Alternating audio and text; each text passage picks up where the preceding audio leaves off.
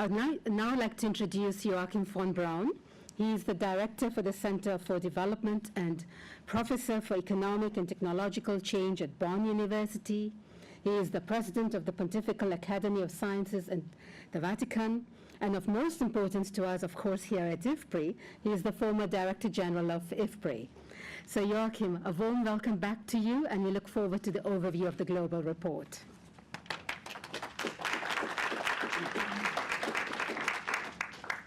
Thank you so much, Rajul. It's a pleasure to be here. Let me hold up the report.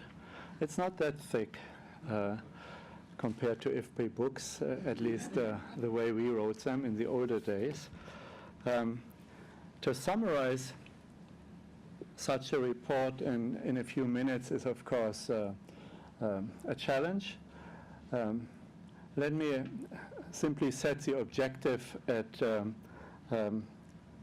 making you interested to read it. It's called The Opportunities for Future Research and Innovation on Food and Nutrition Security and Agriculture. We note in this report that regions differ. The regional reports, three of which you will hear in a moment, are referenced in this global report on every page, so it's not something removed from the regional analysis. This was a bottom-up research process from the regions, and in the end, the global report was distilled from it. We do it here the other way around. I give you the overview before you hear what has happened in terms of research in the regions.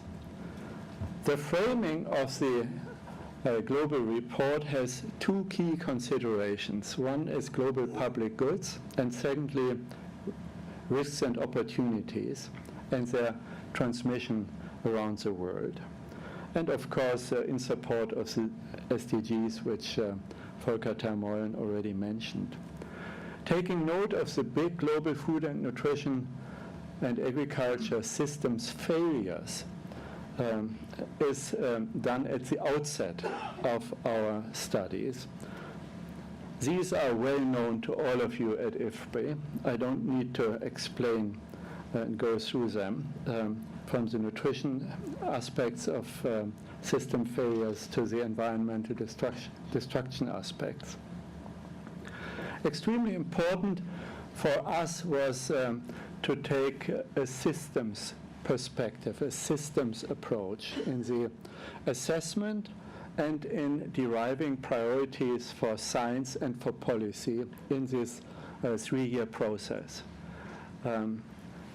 Now, Systems 101 means boundaries need to be identified. The global report has global boundaries. Issues of health and nutrition, income, employment, agriculture, and markets and their interconnections are the key framing of the concept. Science impacts on all components listed here and the linkages. Let me jump to conclusions. So I jump over 80% of the report, which has analysis and elements in it. You need to read that. I want to simply present where we have come out. You can ask us, how did you get there in the discussion time? There are three broad recommendations of the IAP Global Report. One is the call for internationally supporting and sharing basic and applied research. So it's not just a call for money, but it's also a call on the science and research communities to find new modalities for sharing knowledge across the globe. Secondly, translation of research to innovation in order to be impactful, to overcome the disconnect between science and implementation.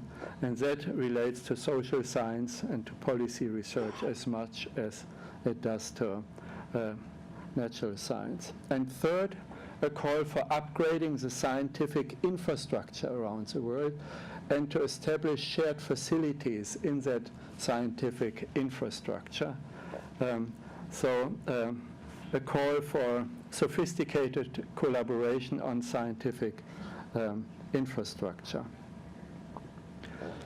There are 7 recommendations for international scientific priorities. I think some of these are also relevant for the CGIR, the Consultative Group for International Agriculture Research. I purposely put here fine print and bold print, and time does not permit to go through the fine print. In each of the 7 priorities, I will highlight the big one and one example of the fine print, so that this is not so general a presentation only. The first recommendation is developing sustainable food and nutrition systems, taking a systems perspective to deliver health and well-being.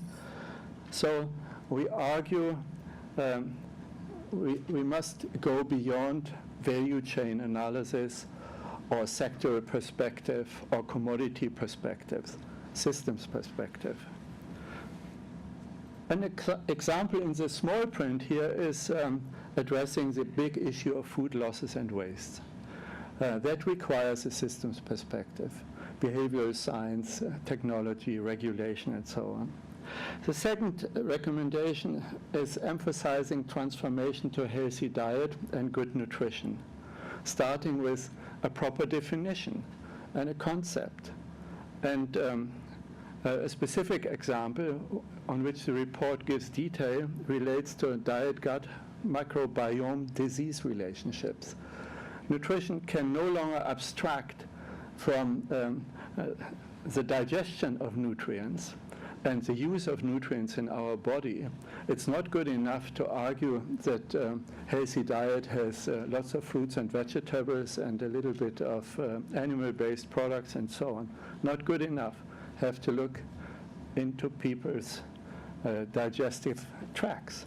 And this whole microbiome research, I think, we think is very important. Third, understanding food production and utilization issues, the link to climate risks, and there the report emphasizes the research needs on aquaculture and oceans.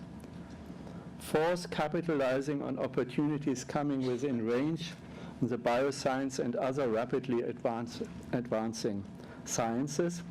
Here we argue that there are gaps, needs to do more animal health and feed conversion efficiency, the whole protein agenda in the world, which is environmentally, has environmental destructive effects, which we need to address. Fifth, addressing the food, energy, nutrients, water, health nexus.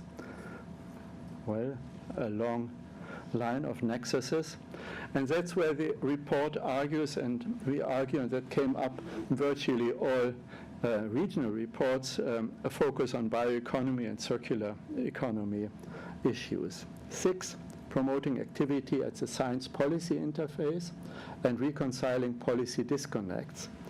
And a much more sophisticated work is called upon here on regulation of emerging technologies. I only hint at the demise of CRISPR-Cas regulation in Europe.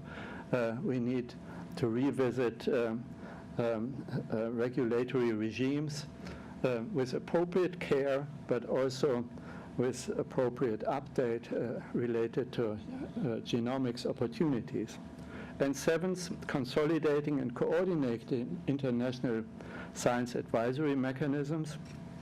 And that's where the academies call for a panel for food and nutrition security and agriculture and consolidate related mechanisms. We are not so cheap that we only call on others to do something differently, but you find a call on academies to get their act together too, and to have a fresh focus on international advisory roles, advisory capacity development, monitoring progress in science and innovation. So to revisit these reports in a couple of years, Volker will see to that is very important. So how are we progressing? And science and technology capacity building. I've been to Ethiopia a couple of weeks ago. The country has now no longer 5, but about 50 universities and colleges. And to bring them up to science, it's just one example, science capabilities is extremely important all over the emerging economies. And this is where I stop, and thank you for your attention.